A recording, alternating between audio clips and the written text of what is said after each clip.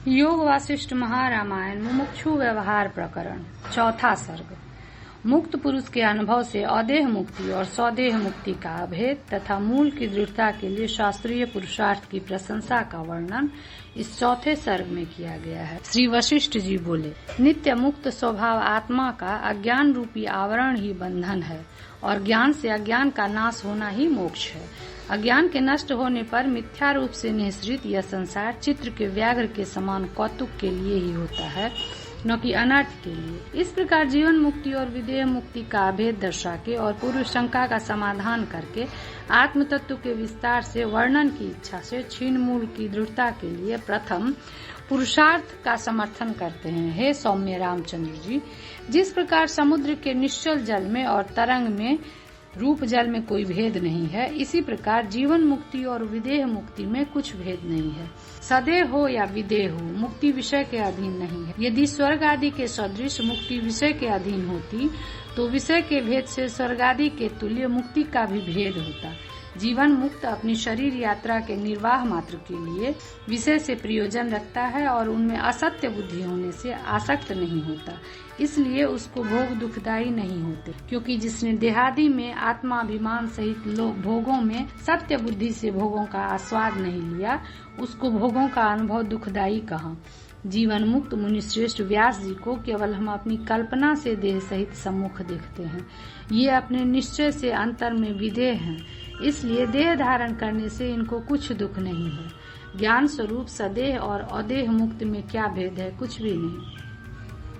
समुद्र आदि में जो जल निश्चल दशा में है वही जल तरंग दशा में है। तरंग दशा और निश्चल दशा के जल में तो कदाचित स्वच्छता और मलिनता का भेद भी हो, परंतु जीवन मुक्त और विदेह मुक्त में तो किंचित भी भेद नहीं है। जैसे गति सहित हो या गति रहित, वायु तो वायु ही है।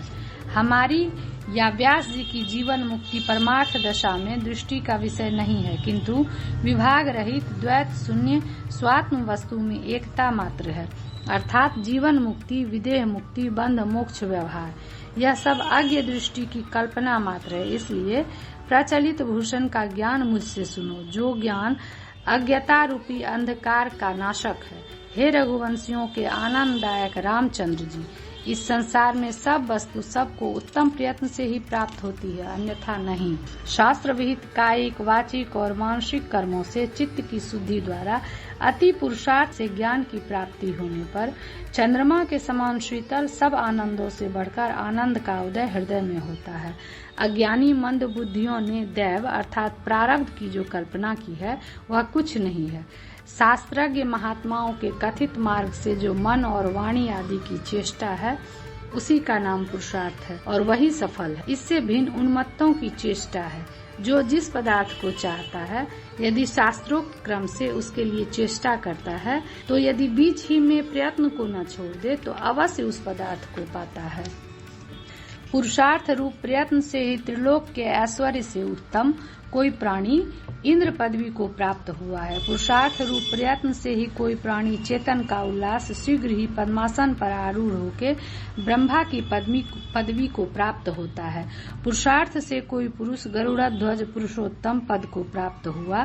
पौरुष रूप यत्न से ही कोई पुरुष पार्वती से वेष्टित शरीर चंद्रचूड़ श्री महादेव जी के पद को पहुंच गया। पूर्व जन्मकृत और इस जन्मकृत दो प्रकार का पौरुष है, जिसमें इस जन्म के पौरुष से पूर्व जन्म का पौरुष पराजित हो जाता है। यत्नवान प्रजाओं के उत्साह सहित और दृढ़ विश्वास वाले प्रलय के अधिकारी देवता भाव को प्राप्त पुरुष पूर्व जन्म के पौरुष को भी जीत जाते हैं। जिस पुरुष का पुरुषार्थ शास्त्र के अनुकूल है वही अभिमत फल समूहों की सिद्धि के लिए होता है और शास्त्र के विरुद्ध पुरुषार्थ अनर्थ के लिए होता है। पुरुष अपने शास्त्रीय प्रयत्न के शिथिल होने से और असत मार्ग में स्थित के कारण किसी रोग बंधन या दारिद्र्य आदि दशा में हस्त आदि के पराधीन होने से उंगली के अग्रभाग से निचोड़ के मुख में डाले हुए जल के बिंदुओं को भी बहुत अधिक मानता है। वही पुरुष शास्त्रीय प्रयत्न की दृढ़ता से, धर्म की अधिकता से, प्रिय व्रत आदि के सदृश सातों द्वीप की अधिपत्य दशा में पालनीय पुत्र आदि के लिए समुद्र आदि सीमा मध्य में करके उचित विभाग से इस विशाल पृथ्वी को भी अधिक नहीं मानता। इत्याकर्षे वासिष्ठ महारामायणे वाल्मीकिये देवदूतोक्ते मोक्षोपाये भाषानुवादे मुमुक्षु व्यवहार प्रकरणे चतुर्थः सर्गः।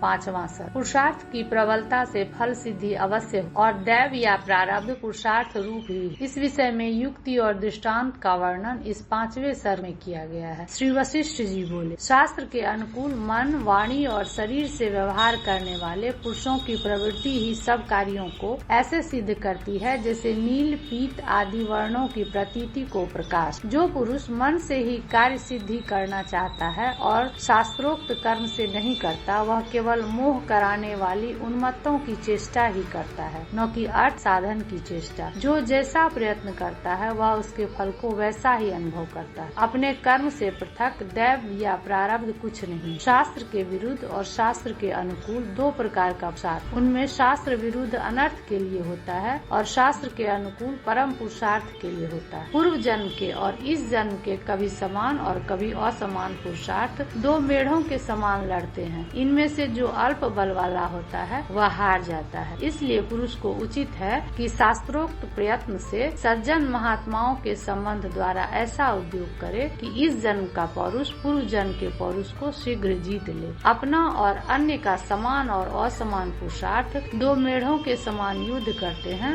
उनमें से अधिक बलवान विजयी होता है। इससे यह बात सिद्ध हुई कि मनुष्यों के देव, ऋषि और पितृ 3 ऋण होते हैं, ऐसा वेद में लिखा है। सो मनुष्यों का परमार्थ मोक्ष जो है वो देवताओं को प्रिय नहीं है, क्योंकि वे तो मनुष्यों से यज्ञ आदि करा के अपनी तृप्ति चाहते हैं। सो मनुष्य विवेक, वैराग्य आदि द्वारा जब ज्ञानार्थ प्रबल पौरुष करेगा तो उससे भिन्न देवताओं का पुरुषार्थ पराजित हो जाए। जहाँ पर शास्त्रीय प्रयत्न से भी रोग आदि अनर्थ की प्राप्ति हो, वहाँ अनर्थकारी अपना पौरुष प्रबल जानो और उसको जीतने के लिए परमार्थकारी अधिक पौरुष करो। परम पुरुषार्थ का आश्रय लेके दांतों से दांत पीसकर शुभ पौरुष से विघ्न करने के लिए उद्युत जो अशुभ पौरुष है उसको जीत लेना चाहिए। पूर्व जन्म का कर्म हमको इस कार्य में नियुक्त करता है, इसको प्रबल प्रयत्न से त्याग देना चाहिए, क्योंकि वह प्रत्यक्ष से अधिक नहीं है। प्रत्यक्ष में एक पौरुष दूसरे को जीत लेता है, ऐसे ही पूर्व पौरुष भी जीता जा सकता है। उत्तम पौरुष के अर्थ तब तक प्रयत्न करते ही रहना चाहिए जब तक अशुभ पौरुष स्वयं न शांत हो जाए। इस जन्म के शुभ पौरुष से पूर्व जन्म का अशुभ पौरुष निसंदेह शांत हो जाता है। इसमें दृष्टांत यह है कि जैसे गत दिन का अजीर्ण आज के लंघन व औषध आदि से शांत हो जाए। असत्य दैव को नीचे करके नित्य ही अधिक प्रयत्न सहित आत्मा में संसार सागर से पार होने का उपाय धारण करने के लिए शम, दम, श्रवण और मनन आदि संपत्ति के अर्थ पुरुषार्थ करना चाहिए। गर्दभ तुल्य पुरुषों के समान उद्योग रहित कदापि नहीं रहना चाहिए, किंतु दोनों लोग स्वर्ग और मोक्ष की सिद्धि के लिए शास्त्र के अनुकूल उद्योग सदा करना चाहिए। पौरुष रूपी उपाय का आश्रय लेके इस संसार रूपी गर्त से स्वयं बल से ऐसे निकलना चाहिए जैसे शत्रुओं के पिंजरे से सिंह निकलता है। प्रतिदिन इस बात का ध्यान करना चाहिए कि यह शरीर नश्वर है, इसलिए पशुओं के सदृश जो विषय भोग आदि में आसक्त है उसे त्यागना चाहिए और मनुष्य के योग्य विद्वान महात्माओं का समागम और सत्य शास्त्र का आश्रय लेना चाहिए। गृह में जो स्त्री अन्न पान आदि चिक्कन और कोमल है, उन्हीं में फंस के द्याव में कीट के समान अपना यौवन नष्ट नहीं करना चाहिए। शुभ पौरुष से शुभ फल शीघ्र नित्य ही प्राप्त होता है और अशुभ से अशुभ। पूर्व जन्म के शुभाशुभ पौरुष के सिवाय दैव प्रारब्ध कोई वस्तु नहीं है। इस जन्म के अदृष्ट शुभ और अशुभ पौरुष का प्रत्यक्ष प्रमाण वेद है और दृष्ट शुभाशुभ के नेत्र आदि। इस प्रकार सर्व व्यवहार साधक प्रत्यक्ष श्रुति प्रमाण को त्याग कर अनुमान सिद्ध पूर्व जन्म का पौरुष रूप प्रारब्ध विघ्न करेगा। फल प्राप्त होगा या इस संदेह में पड़ के जो इस जन्म के पौरुष से अलग हो जाता है, वह जैसे कोई पुरुष अपनी भुजाओं को ही सर्प समझ के उनसे भयभीत होके भागता है, ऐसा है। पौरुष से ही ब्राह्मण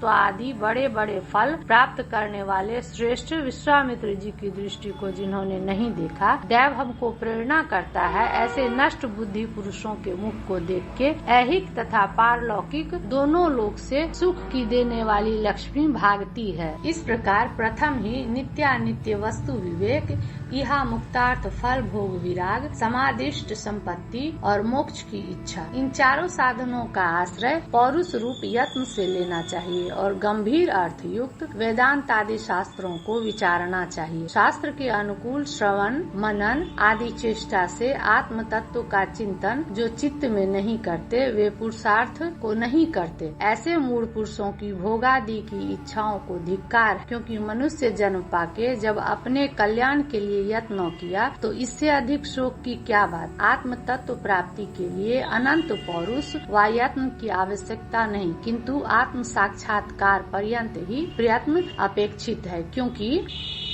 यह आत्म तत्व साक्षात्कार पर्यंत नाश रहित सुख से करने योग्य है। यह भगवान का वाक्य है। यह वाक्य प्ररोचक नहीं है, क्योंकि जिस प्रकार घट जल से परिमित है और पट दैर्ध्यादि प्रमाण से परिमित है, इसी प्रकार आत्म तत्व साक्षात्कार रूपी फल की अवधि में पौरुष यत्न भी परिमित ही है। यह पौरुष यत्न भी यदि सत्शास्त्र सत्संग और सदाचार सहित होता है तो अपना फल देता है। यह उसका स्वभाव है, अन्यथा अर्थ की सिद्धि नहीं होती। यह सदाचार आदि सहित पौरुष का स्वरूप है। इस प्रकार पौरुष से व्यवहार करने वाला कोई भी मनुष्य कभी भी निष्फल यत्न नहीं होता। दैन्य और दारिद्र्य के दुख से पीड़ित भी बहुत से उत्तम पुरुष पौरुष रूप यत्न से देवेंद्र के तुल्य हो गए। यदि कहो कि जो अधिक श्रम की अपेक्षा नहीं है तो अंत में कर लेंगे, अभी क्या आवश्यक है? नहीं, क्योंकि बाल्यावस्था से अत्यंत अभ्यास किए हुए शास्त्र और सत समागम आदि गुणों के द्वारा ही पौरुष से स्वार्थ सिद्ध होता है। यह प्रत्यक्ष देखा है, अनुभव किया है, सुना है और किया भी है। सब दैव के अधीन है, ऐसा जो मानते हैं उनकी बुद्धियों को नष्ट ही जानो। यदि इस संसार में आलस्य न होता तो कौन बड़ा धनी अथवा बड़ा विद्वान न होता। आलस्य के ही कारण से समुद्रांत